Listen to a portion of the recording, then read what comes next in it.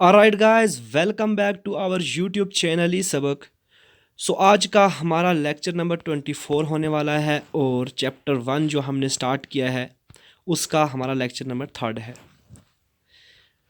सो हमने अपने पिछले लेक्चर के अंदर जो चीज़ें पढ़ी कॉन्स्टिट्यूशन की इम्पॉर्टेंस के बारे में, कॉन्स्टिट्यूशन के रोल के बारे में, वो आपने बखूबी जानी होंगी। आगे बढ़ते हुए हम आज कॉन्स्टिट्यूशन के जो की फीचर हैं उनके बारे में जानेंगे। लेकिन उससे पहले हम यहाँ पर देखेंगे कि किस तरह जो इंडिया है, हमारी कॉन्स्टिट्यूशन बनने से पहले, यानी इंडिया जो हमारा हिंदुस्तान है वो आज़ाद होने से पहले कि में इंडिया की क्या सिचुएशन थी। जैसा कि आपको पता है यहाँ पर जो ब्रिटिश थे, जो गोरे थे, जब यहाँ पर आए तो उन्होंने यहाँ पर रूल किया इंडिया के ऊपर, ठीक है ना। तकरीबन 300 साल, बल्कि 250 साल यहाँ पर गोरों का रूल रहा। जो वो रूल बनाते थे, वो जो लॉ बनाते थे, वो इंडिया के लोगों को मानना पड़ता था। यानी इंडिया के लोग ऐसे लॉज को मानते थे जो उन्होंने नहीं बनाए थे। उनके साथ बहुत ज़्यादा डिस्क्रिमिनेशन होती थी। जिस तरह कोई भी लॉ अगर बनाते थे गोरे, तो वो उसमें अपने इंटरेस्ट के बारे में सोचते थे, इंडिया का लोगों के इंटरेस्ट के बारे में ज़िक्र नहीं होता था, बहुत कम सोचा जाता था। इनसे जो टैक्स वसूल किया जाता था बहुत ज़्यादा हाई लेवल पर टैक्स था और इनके साथ बहुत ज़्यादा नाइंसाफ़ियाँ होती थी। तो 20वीं सेंचुरी यानी 20वीं सदी के शुरू में ही जो हमारे इंडियन नेशनल मूवमेंट, जो हमारे लीडर थे, उन्होंने इंडियन नेशनल मूवमेंट स्टार्ट की आज़ादी के लिए, इंडिपेंडेंस के लिए, यानी ब्रिटिशर से आज़ादी हासिल करने के लिए। उन्होंने एक मूवमेंट स्टार्ट की जिसका नाम हमने दिया इंडियन नेशनल मूवमेंट। इसमें इंडियन नेशनल कांग्रेस, जो हमारे लीडर थे, जो हमारे एक्सट्रीमिस्ट और जो हमारे मॉडरेट लीडर थे, उन्होंने बहुत ज़्यादा यहाँ पर उनका रोल रहा। और फिर गांधी जी आए, उन्होंने मिलकर दूसरे लीडरों के साथ हिंदुस्तान को आज़ादी दिलाई। और उन्होंने वो ये जंग, जो आज़ादी की जंग, सेवरल डिकेड पर लड़ी। अच्छा, इसी बीच क्या हुआ कि जब ये आज़ादी की जंग लड़ रहे थे तो जो हमारे ग्रेट विजन के जो लीडर थे, जो बड़े बड़े लीडर थे, जो कदावर नेता थे हमारे, उन्होंने क्या किया कि उन्होंने सोचा कि जब हम आज़ाद हो जाएंगे, जब हमारा इंडिया फ्री हो जाएगा, जब अंग्रेज़ यहाँ से भाग जाएंगे, तो हमारा इंडिया कैसा होगा।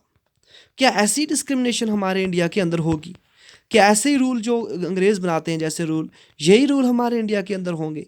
तो उन्होंने सोचा इसके बारे में और उन्होंने ऐसी इमेजिनिंग और प्लानिंग करनी शुरू कर दी कि इंडिया कैसा होगा। India, what A free India would be like, यानी फ्री इंडिया जो होगा वो कैसा दिखेगा, वो कैसा होगा।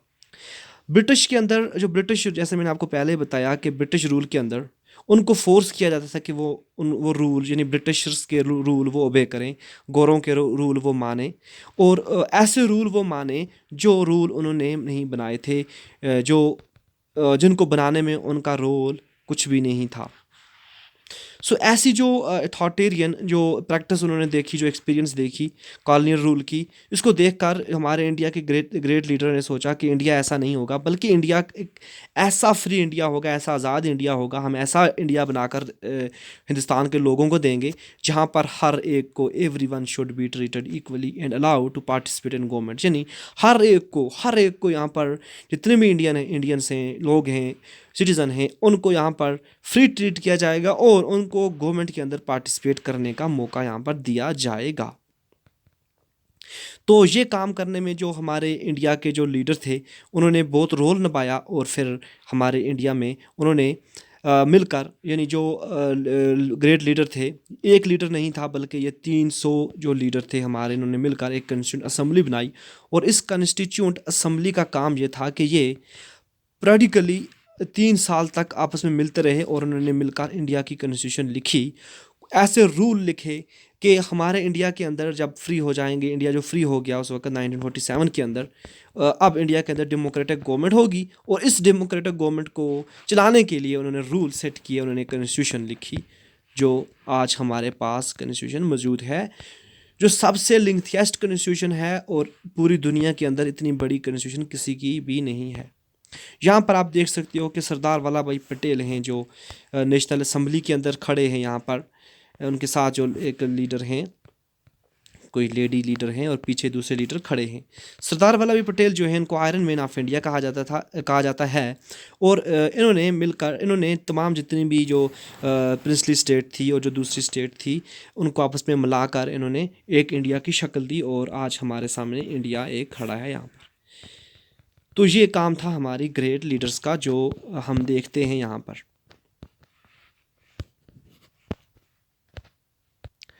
अच्छा, ये जो मेंबर कॉन्स्टिट्यूंट असेंबली के थे इनके सामने एक बहुत बड़ा टास्क था, यानी कॉन्स्टिट्यूशन ड्रा करने का बहुत बड़ा टास्क था।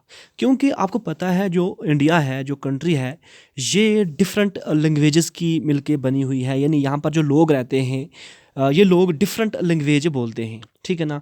यानी एक ही लैंग्वेज से ये लोग ताल्लुक़ नहीं रखते, बल्कि यहाँ पर डिफरेंट लैंग्वेजेस बोली जाती हैं। ये भी एक डिस्टिंक्ट फीचर था। उसके बाद यहाँ पर जो डिस्टिंक्ट कल्चर हैं लोगों के, यानी लोगों के अलग अलग कल्चर, वो भी यहाँ पर डिटरमाइन करता है कि इंडिया जो थी वो एक सेम कंट्री नहीं थी जहाँ पर सेम टाइप के लोग रहते हों, बल्कि यहाँ पर वास्ट कल्चर, डिफरेंट कल्चर और जो डिस्टिंक्ट लैंग्वेज, डिफरेंट रिलीजन के लोग यहाँ पर बसते थे, ठीक है ना, और बसते हैं आज भी। सो जो कॉन्स्टिट्यूशन जो लोग जिन्होंने जो हमारे कॉन्स्टिट्यूंट असेंबली के जो मेंबर थे, जो लीडर थे, उन्होंने जब कॉन्स्टिट्यूशन रिटन करना स्टार्ट की तो उनके सामने जो यहाँ पर टास्क थे, उनके सामने ये बहुत ही गंभीर किस्म के टास्क थे। ये चीज़ें उनको अपने दिमाग में रखती थी, अपने नज़र में रखनी थी, ऐसी चीज़ें उनको नज़रअंदाज नहीं करनी थी। उसके बाद अगर हम देखें इमिनेंट जो काम था उस वक़्त, जो पार्टीशन का जो सबसे बड़ा मसला था, इमिनेंट इशू जो था पार्टीशन का, वो सबसे बड़ा इशू था। क्योंकि उस वक़्त इंडिया जो था वो दो अलग अलग कंट्री में पार्टीशन हो रहा था। यानी एक तरफ पाकिस्तान बन रहा था और दूसरी तरफ इंडिया जो था, ठीक है ना। अब ये भी एक बहुत बड़ा टास्क था हमारे कॉन्स्टिट्यूंट जो लीडर थे उनके सामने। ये चीज़ भी उनको मद्देनज़र रखनी थी और दिमाग में रखनी थी।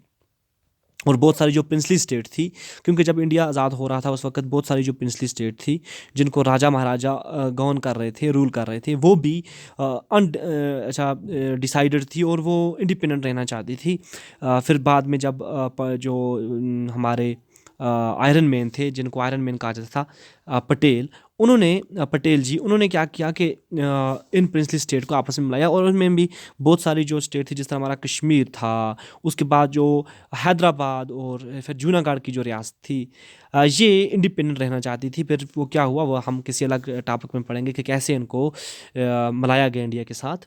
तो ये जो डिफरेंट टास्क थे, डिफरेंट इशू थे, ये सब इनके सामने थे। और फिर क्या हुआ, इन इश्यूज़ को सामने रख कर, इन इशू के माइंड में रखकर हमारी कॉन्स्टिट्यूंट असेंबली के जो मेंबर थे उन्होंने हमारी कॉन्स्टिट्यूशन ड्राफ्ट किया। और फिर एक टाइम ऐसा आया कि ये जो डॉक्यूमेंट था हमारा, एक विजनरी डॉक्यूमेंट इन मेंबर्स ने, इस कॉन्स्टिट्यूंट असेंबली ने हमें दिया, जो हमारी इंडिया की जो यूनिटी थी, जो नेशनल यूनिटी थी, उसकी जो डाइवर्सिटी है उसको मेंटेन रखा है इन्होंने। हमारी इंडिया में जो डाइवर्सिटी है, जो डिफरेंट जो रिलीजन हैं, डिफरेंट रिलीजन के लोग हैं, और जो लैंग्वेजेस यहाँ पर डिफरेंट बोली जाती हैं, और जो लोग से ताल्लुक़ रखते हैं डिफरेंट लोग, उन सब के अंदर जो यूनिटी पैदा की इस कॉन्स्टिट्यूशन ने।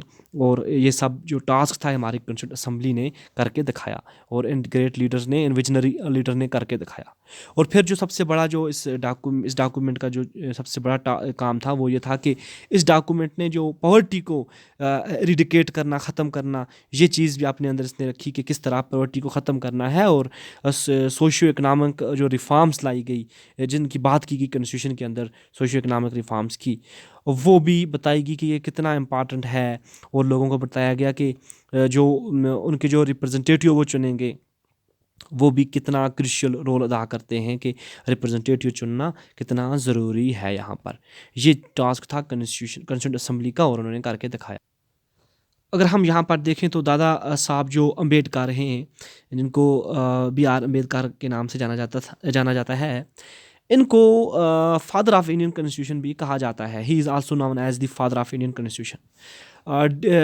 डॉक्टर अम्बेडकर जो हैं, इनका मानना था कि जो कॉन्स्टिट्यूंट असेंबली है, ये कॉन्स्टिट्यूंट असेंबली जो है, ये शेड्यूल कास्ट के को एक सेफ गार्ड प्रोवाइड करेगी कॉन्स्टिट्यूशन ड्राफ्ट करके, क्योंकि कॉन्स्टिट्यूशन ड्राफ्ट करना इसलिए ज़रूरी है क्योंकि जो लोअर कास्ट हैं, जो शेड्यूल कास्ट हैं, एससी फिर एसटी जो हैं, इनको एक सेफ गार्ड मिलेगा, ताकि क्योंकि कॉन्स्टिट्यूशन ही एक ऐसी चीज़ है जो इनको सेफ गार्ड प्रोवाइड कर सकती है। और इनका मानना ये भी था कि जो कॉन्स्टिट्यूशन असम्बली जो है, ये अगर कॉन्स्टिट्यूशन जो है ये हमें अगर शेड्यूल कास्ट को एक सेफ गार्ड प्रोवाइड करेगी, लेकिन फिर भी शेड्यूल कास्ट के अंदर एक डर रहेगा, एक फेयर रहेगा, क्योंकि जो एडमिनिस्ट्रेशन है वो तो कास्ट यानी हिंदू ऑफिसर्स के हाथ में होगी। इसलिए दादा साहब अम्बेडकर ने जो कास्ट अपनी कास्ट के जो लोग थे, उनके शेड्यूल कास्ट के लोग, उन्होंने उनको कहा कि आप गवर्नमेंट्स के अंदर पार्टिसिपेट करो और आप एज ए सिविल सर्विस बनकर गवर्नमेंट ऑफिसर्स बनो और फिर अपने लोगों को आप इंसाफ दो। ये बात हमने बी आर अम्बेडकर की। अब हम देखते हैं यहाँ पर कि जो नीचे जो हमें दिए गए हैं ये इंडियन कॉन्स्टिट्यूशन के जो की फीचर हैं, ठीक है ना, इनको हम पढ़ेंगे। और इनको पढ़ते वक्त हम अपने माइंड में ये बात रखनी है हमें कि जो ऊपर डाइवर्सिटी की और यूनिटी की और सोशल रिफॉर्म की बात की गई है वो क्यों ज़रूरी थी, और जो ऑथर ऑफ दिस डॉक्यूमेंट है यानी जो कॉन्स्टिट्यूशन के ऑथर हैं उन्होंने क्यों इसको ग्रैब करके रखा था, इन यूनिटी यानी डाइवर्सिटी और इकोनॉमिक रिफॉर्म की बात क्यों की। और फिर हमें समझना है कि किस तरह इस कॉन्स्टिट्यूशन मेकर जो हैं, जो हमारे फोर फादर हैं कॉन्स्टिट्यूशन के, उन्होंने किस तरह वायलेंस रहा, उन्होंने ये कोशिश की कि जो ये कमिटमेंट हैं इनके दरमियान बैलेंस रखना है और इंडिया को इंडिपेंडेंट इंडिया में ट्रांसफ़र करना है और स्ट्रांग बनाना है, डेमोक्रेटिक बनाना है, एक डेमोक्रेटिक सोसाइटी बनानी है इंडिया की। अब देखते हैं हम सबसे पहला जो फ्यूचर है हमारी इंडियन कॉन्स्टिट्यूशन का और जो की फीचर है वो है फेडरलिज्म। तो आपको पता है फेडरलिज्म क्या है, पहले मैं आपको बता दूं फेडरलिज्म क्या होता है। फेडरलिज्म एक ऐसी फॉर्म ऑफ गवर्नमेंट होती है, यानी गवर्नमेंट एक ऐसी गवर्नमेंट होती है यहाँ पर एक ऐसी फॉर्म ऑफ गवर्नमेंट यहाँ पर एक स्टेट होती है, ठीक है ना। वो स्टेट दो तरह के लाज से यहाँ पर गवर्न की जाती है, ठीक है ना। एक जो लाज होता है, एक जो गवर्नमेंट होती है वो सेंटर में होती है और दूसरी जो होती है वो स्टेट लेवल पे होती है। जो लार्जर इश्यूज़ होते हैं वो स्टेट गवर्नमेंट उन पर लॉ बनाती है और जो लोअर इश्यूज़ होते हैं उन पर स्टेट गवर्नमेंट लॉ बनाती है, जो रियासती जो हमारी सरकार होती है वो लॉ बनाती है और इस तरह ये कंट्री चलती है। इसी को फेडरलिज्म कहते हैं, ठीक है ना। अगर हम यहाँ पर देखें कि फेडरलिज्म जो है ये more than one level of government कहलाती है। यहाँ यानी ऐसी कंट्री जहाँ पर लेवल ऑफ गवर्नमेंट एक लेवल से ज़्यादा हो। यानी यहाँ पर फॉर एग्जांपल ये हमारी कंट्री है, ठीक है, ये हमारी कंट्री है, यहाँ पर दो तरह की लेवल्स होती हैं। एक लेवल जो होती है वो यूनियन होता है जिसको हम कहते हैं सेंट्रल लेवल कहते हैं, और दूसरा जो होता है वो स्टेटें होती हैं, ठीक है ना। जिस तरह हमारा इंडिया है, इंडिया के अंदर 27 स्टेट्स हैं यहाँ पर। तो ये जो स्टेट हैं और यूनिटी जो है 8 यूनियन टेरिटरी हैं यूटी। यहाँ पर क्या होता है कि जो और एक सेंटर है हमारा, ठीक है ना, हमारी एक सेंट्रल गवर्नमेंट है, जो सेंट्रल गवर्नमेंट दिल्ली के अंदर बैठती है, जिसको हम पार्लियामेंट कहते हैं। अब ये पार्लियामेंट क्या होती है, ये जो पार्लियामेंट है ये पूरी इंडिया के लिए लॉ बनाती है और ऐसे इश्यूज़ पर लॉ बनाती है जो इश्यूज़ लार्जर कंसर्न हों। फॉर एग्जांपल जिस तरह डिफेंस के बारे में हम बात करें, अब डिफेंस पे जितने भी लॉज बनते हैं वो हमारी सेंट्रल गवर्नमेंट बनाती है, हमारे पार्लियामेंट बनाता है। उसके बाद हम बात करें जो हमारी ये कम्युनिकेशन है, इसके ऊपर सेंट्रल गवर्नमेंट बनाती है। यानी यूनियन लिस्ट के अंदर जितने भी सब्जेक्ट आते हैं उन पर सेंट्रल गवर्नमेंट लॉ बनाती है। क्योंकि ये जो लॉ होते हैं, अगर हम फॉरेन पॉलिसी की बात करें, अगर किसी कंट्री के साथ हमें रिलेशन रखने हैं तो उन पर जो लॉ होंगे वो लॉ कौन बनाएगा, वो लॉ सेंट्रल गवर्नमेंट बनाएगी। इस तरह जो लोअर इश्यूज़ होते हैं, जो लोअर लेवल पे होते हैं, वो जो लोअर लेवल पे जो गवर्नमेंट होती है, स्टेट लेवल पे जो गवर्नमेंट होती है, वो गवर्नमेंट ऐसे लॉज बनाती है, ठीक है ना। वो कौन कौन से इशू होते हैं, जिस तरह हमारी जो यहाँ पुलिस होगी, ठीक है ना, या हमारा जो यहाँ पर अगर हम बात करें कि यहाँ पर जो हमारी एजुकेशन है, इस पे तो सेंटर भी बना सकता है, स्टेट भी बनाएगी, ये कंकरेंट में आ जाएगी। इस तरह और भी यहाँ पर जिस तरह एग्रीकल्चर की बात करें तो एग्रीकल्चर भी ये सेंटर, इसमें स्टेट गवर्नमेंट लॉ बनाएगी, है ना। तो ऐसी ऐसी चीज़ें जो हैं यहाँ पर अगर डाइवर्स की बात करें तो जो स्टेट गवर्नमेंट है वो ऐसी लॉ बनाती है, ठीक है ना, फैमिली लॉज वगैरह। पंचायती राज जो है ये is the third tier of government. Panchayati Raj भी एक थर्ड टायर भी है, इसको थर्ड टायर कह सकते हैं हम। जो आपने क्लास 7th की बुक में पढ़ा है कि पंचायती राज जो है वो क्या होता है, इसके बारे में आपने पढ़ा है क्लास 7th की बुक के अंदर, क्लास 6 की बुक के अंदर। ये भी एक टायर ऑफ गवर्नमेंट है ये भी एक लेवल ऑफ गवर्नमेंट है, ठीक है ना, जो हम अपने विलेज लेवल पर, जो हमारा ब्लॉक लेवल है, उस लेवल पर हम देखते हैं। We look the functioning of the state government in our class, जो 7th की बुक है उसके अंदर हम स्टेट लेवल की गवर्नमेंट जो उसके फंक्शन देखे। और and this year we will read more about the central government. अब हम सेंट्रल गवर्नमेंट के बारे में इस क्लास के अंदर, इस जो हमारे चैप्टर है ये इसके अंदर या इस बुक के अंदर हम पढ़ेंगे, ठीक है ना। अब देखो यहाँ पर क्या होता है, the vast number of communities in India meant that a system of government need to be divided that did not involve only person sitting in the capital city of New Delhi and making, one minute please, making a decision for everyone, ठीक है ना। एक minute में इसको थोड़ा zoom कर लेता हूँ। अब देखो कि जो हमारी जो इंडिया है इसके अंदर क्यों, मतलब इंडिया के अंदर 2 लेवल ऑफ गवर्नमेंट यानी फेडरलिज्म की ज़रूरत यहाँ पर क्यों पड़ी। क्योंकि देखो इंडिया जो है ये वास्ट नंबर ऑफ कम्युनिटीज़ से बना हुआ है, यहाँ पर बहुत सारी कम्युनिटीज़ रहती हैं, यहाँ पर बहुत सारी पॉपुलेशन है और डाइवर्सिटी है। अब इस डाइवर्सिटी को मेंटेन रखने के लिए ज़रूरी है कि 2 लेवल की गवर्नमेंट होगी, एक सेंटर में होगी और एक स्टेट में होगी, ठीक है ना, और दोनों गवर्नमेंट मिलकर हमारे इंडिया को चलाएंगे, ठीक है ना। अब देखो क्या होता है कि ज़रूरी नहीं है कि जो पर्सनस, जो लोग डेली कैपिटल के अंदर बैठे हैं, हमारे लॉ मेकर जो हैं, जो पार्लियामेंट के अंदर बैठे हैं, वही जो रूल बनाएंगे, वही रूल पूरी इंडिया के लिए चलेगा और पूरी इंडिया के जो हर जो आदमी होगा उनके लिए वो ज़रूरी होगा। क्योंकि वो लोग सबकी जो इंटरेस्ट होंगे वो जान नहीं सकते, इसलिए ज़रूरी है कि जो अनदर लेवल ऑफ गवर्नमेंट, जो स्टेट लेवल की गवर्नमेंट होगी, वो उसका ज़रूरी है। और इस तरह जो लॉ बनेंगे, जो कानून बनेगा, वो किसी पर्टिकुलर एरिया के लिए नहीं बनेगा, बल्कि वो जो अनदर लेवल ऑफ गवर्नमेंट होगी, जो स्टेट लेवल होगी, वो अपने अपने पर्टिकुलर एरिया के लिए गवर्नमेंट जो रूल बनाएंगे, जो लॉ बनाएंगे, तो वो वहाँ पर उनको ज़रूरी है। फॉर एग्जांपल जिस तरह कश्मीर है, अब कश्मीर की जो यहाँ पर जो असम्बली होगी वो कश्मीर के लिए रूल बनाएगी, क्योंकि ये जो असम्बली है, ये जो यहाँ के जो मेंबर हैं, जो जिनको हम MLAs कहते हैं, वो अच्छी तरह जानते होंगे कि कश्मीर के लोगों की क्या प्रॉब्लम है, उनको किस लॉ की ज़रूरत है। यहाँ के जो सिचुएशन होगी वो हरियाणा के जो गवर्नमेंट होगी वो नहीं जान सकती, या फिर वो लोग जो दिल्ली के अंदर बैठे हैं, जो डिफरेंट स्टेट्स से आए हैं, वो उनको नहीं पता कि ग्राउंड लेवल पे क्या सिचुएशन है। ग्राउंड लेवल की सिचुएशन सिर्फ कश्मीर के ही, जम्मू कश्मीर के जो यहाँ पर नेता होंगे, जो हमारे लीडर होंगे, वो जान सकते हैं। इसलिए ज़रूरी है कि यहाँ पर 2 लेवल ऑफ गवर्नमेंट का होना।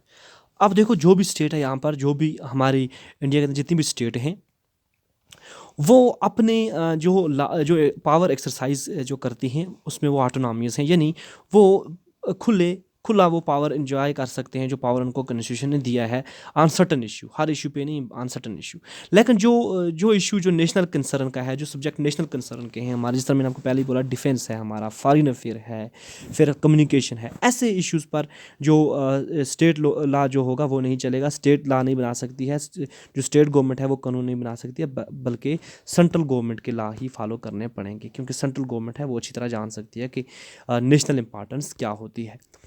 कॉन्स्टिट्यूशन जो है उसके अंदर कुछ लिस्ट हैं, ठीक है ना। अगर आप कॉन्स्टिट्यूशन को पढ़ोगे, जब आप हायर क्लासेस में जाओगे, वहाँ पर आप आर्टिकल 245 246 पढ़ोगे, वहाँ पर आपको कुछ लिस्ट मिलेंगी, ठीक है। फिर शेड्यूल आप पढ़ोगे, उसके अंदर आपको कुछ लिस्ट्स मिलेंगी, शेड्यूल 6, शेड्यूल 7।